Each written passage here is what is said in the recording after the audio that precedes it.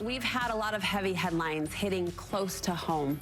And whether it's because of proximity or the unsettling thought that it could happen to you, fear often becomes the dominant emotion, right? Fear for yourself, fear for your family, fear for the state of the world. But fear can cloud your ability to process what's happening in a healthy, productive way. So what should we feel or strive to feel instead? KSL contributor Heather Johnson is joining us to share 3 emotions we can lean into to replace fear and help us move forward with peace. Thank you for being here. The hits just keep coming in the world of headlines, and I think fear is a dominant emotion that a lot of people are grappling with right now. Heather, talk to us a bit about fear. Before we get into these better, healthier emotions, fear has a place in this. It does, absolutely, and that's the first thing that will really help us is to stop looking at fear as bad. Fear is actually an adaptive emotion, meaning it's something we feel so that we can adapt, so that we can make changes, so that we can potentially become more aware, or so that we can grow. So we don't want to look at it as bad. Let's look at it as something that helps us adapt, that helps us gather data or information. That in and of itself will take some of the heaviness and the weight out of the fear that we're feeling. The only time that fear becomes really a negative thing is when that adaptability becomes destructive. So when we take it too far, right? The other thing about fear is that physiologically, fear and excitement elicit the same physiological responses in our body. Those two things, we feel them the same way.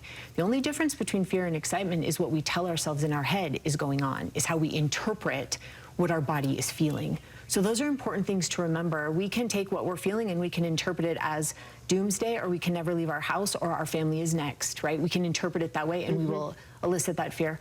Or we can interpret it differently. And when we work to interpret it differently, then we can feel some different emotions that we're going to talk about. I do hear you saying, though, you can't stay in fear. Correct. And I found myself thinking that fear most often is far away. Now, not always. I mean, there are people, the Latter-day Saints in Michigan are feeling fear, right? The mom taking her baby up to primaries for that first round of chemo might be feeling fear. The woman going to her husband's funeral this morning might really be feeling fear. But for the most part, fear is far away.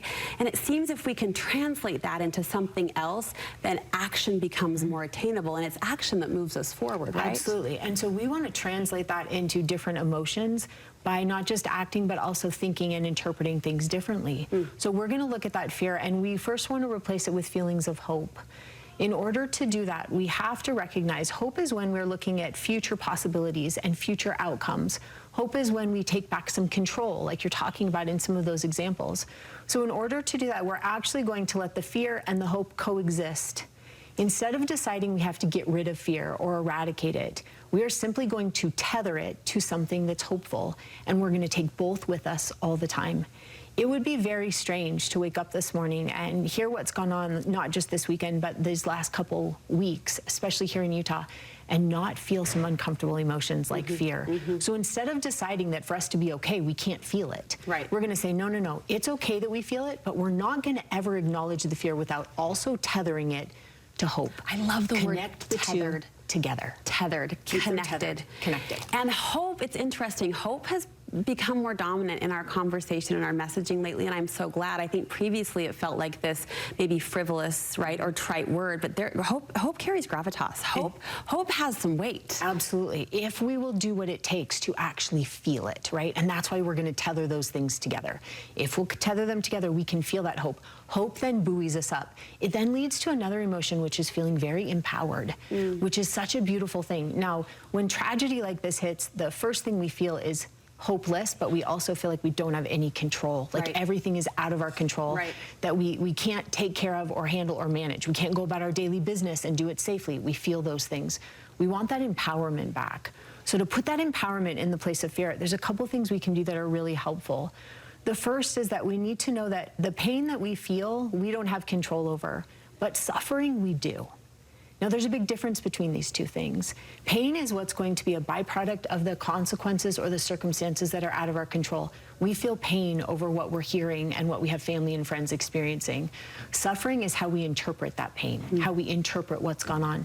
So the first thing we can do to feel empowered and take back control is to not suffer by not allowing our mind to make the worst out of the pain that we're experiencing.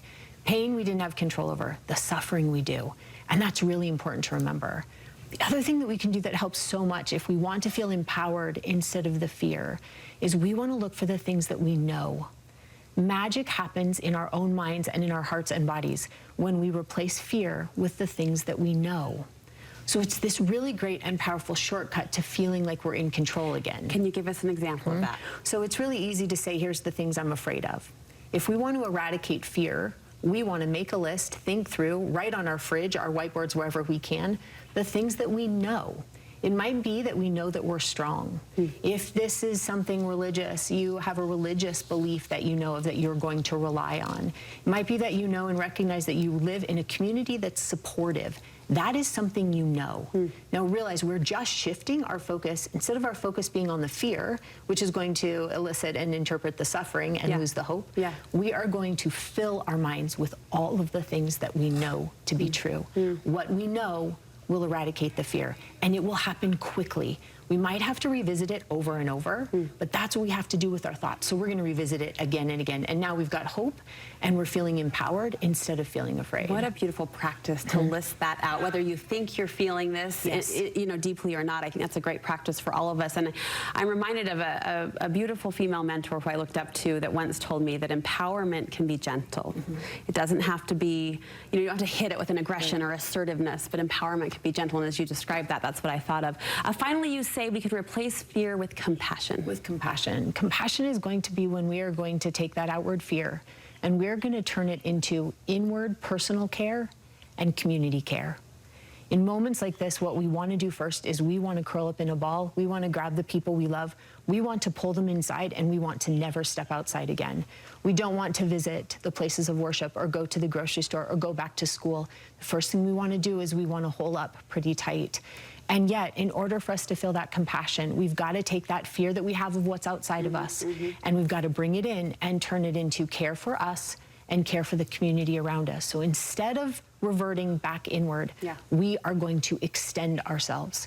We are going to serve. We are going to reach out. We are going to touch base. If that needs to start by making phone calls because that's what you've got from inside your home right now, then make them. If it's knocking on a neighbor's door opposed to someone across town, then knock on that door. But we want this compassion. What will happen is not only will it buoy us up, but it will also give us a clearer perspective, because fear takes away our capacity to see beyond what we're afraid of. That's why it becomes so debilitating and detrimental. So consuming. All we can see is the things that support the fear. Yeah. If we can put it down and again pick up the hope and the empowerment and the compassion, we will see other perspectives, we will see more clearly, and we will see what we can do next to take charge, to be in control, to again have that agility, that adaptability. That's why fear is there. We want to let it help us move into these other emotions that are so beneficial for our communities and for our families. Beautifully said and so needed. Thank you for the balm of wisdom, Heather. We appreciate it, and we appreciate you.